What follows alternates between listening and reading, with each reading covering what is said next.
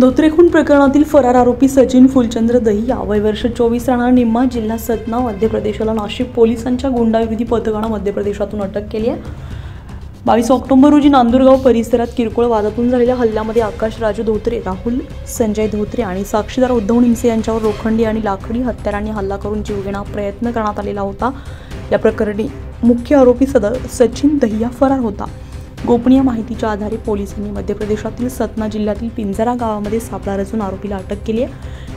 ही कारवाई पोलीस आयुक्त संदीप कर्णिक, उपायुक्त किरण कुमार चव्हाण, सहाय्यक पोलीस आयुक्त संदीप मिटके यांच्या मार्गदर्शनाखाली सहाय्यक निरीक्षक ज्ञानेश्वर मोहिते यांच्या नेतृत्वाखाली करण्यात आली आहे। तर गुंडाविरोधी पथकातील विजय सूर्यवंशी, प्रदीप ठाकरे, गणेश भागवत, अक्षय गांगुर्डे यांसह पोलिसांनी ही संयुक्त कारवाई केली आहे।